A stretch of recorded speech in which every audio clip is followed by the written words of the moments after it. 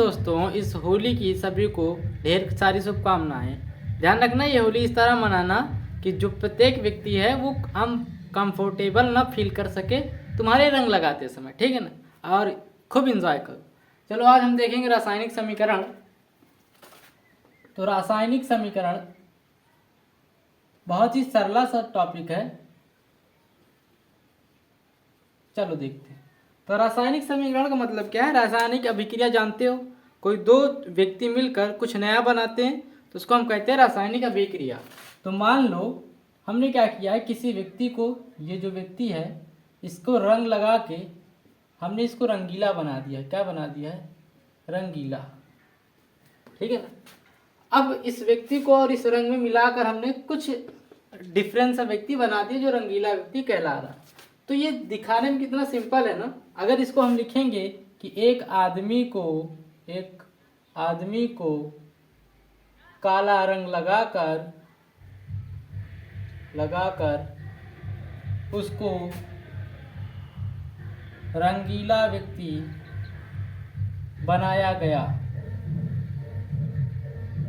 ठीक है ना। ऐसा करके लिखने में, ये पूरी अभिक्रिया लिखने में थोड़ी दिक्कत हो रही है। लेकिन अगर हम ऐसे कहें एक व्यक्ति को रंग लगाकर रंगीला बनाया गया तो बड़ा सिंपल सा हो जाए।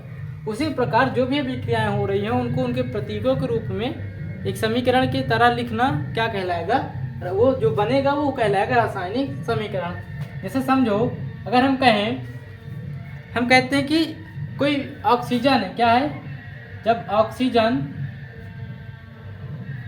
हाइड्रोजन से अभिक्रिया करती है, हाइड्रोजन गैस से अभिक्रिया करके जल बनाती है। अगर हम ऐसा स्टेटमेंट कह रहे हैं कि ऑक्सीजन हाइड्रोजन गैस से अभिक्रिया करके जल बनाती है, तो इसको सिंपल वे में कैसे लिखेंगे? समीकरण इसका कैसा बनेगा कि ऑक्सीजन होता है वो, बात समझ में आई? हाँ। फिर हाइड्रोजन होता है H। अब हम कल की एक वीडियो में बताए थे कि ये क्या होते हैं? द्विपरमाणुवी होते हैं। द्विपरमाणु का मतलब क्या है? ये एक एक नहीं पाए जाएंगे, कभी भी एक ऑक्सीजन नहीं होगा, दो ऑक्सीजन नहीं होगा, दो दो होंगे। कैसे? दो दो, तो ऑक्सीजन दो ठो, हाइड्रोजन भी दो ठो। क्या बन रहा है? जल बन रहा है। क्या बन रहा है? H2O बन रहा है। क्लियर है बात? यही होता है जल का सूत्र। तो ये क्या हो गया? ये पूरा रासायनिक समीकरण हो गया। क्या हो गया? रासायनिक समीकरण। अब इसमें कुछ प्रतीक होते हैं, जैसे तीर ये बताती है कि दिशा क्या है, रासायनिक अभिक्रिया किधर हो रही है।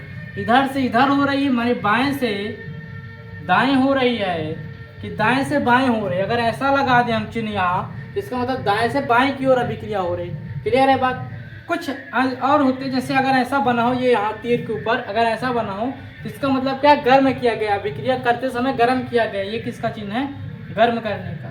अगर ऐसी तीर निकल जाए, जैसे यहाँ देखो, अगर हम यहाँ H2 लगाकर तीर निकाल दे तो इसका मतलब क्या? हाइड्रोजन निकली है, गैस के रूप में क्या है? निकली है। तो जब गैस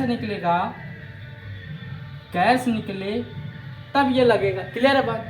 अगर यही एरो नीचे को हो जाए तो समीकरण का मतलब क्या होगा कि ये चीज बन रहा है और नीचे बैठ रहा है। क्या हो रहा है? बैठ जा रहा है।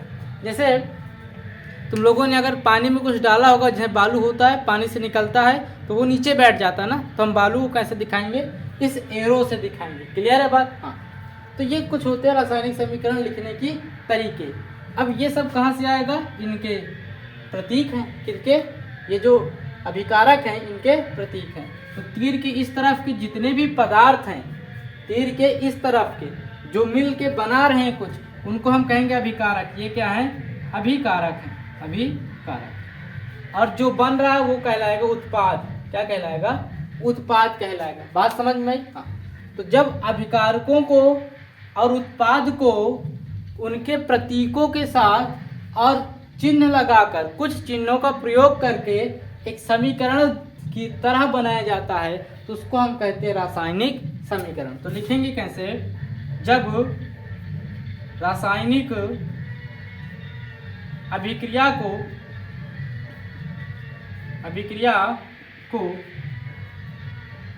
अभिक्रिया में अभिकारकों, सेम ऐसे ही लिखना होगा पेपर में, अभिकारकों व उत्पादों को उनके प्रतीकों और कुछ चिन्हों का प्रयोग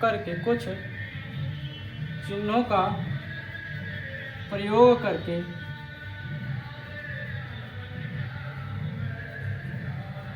एक समीकरण के रूप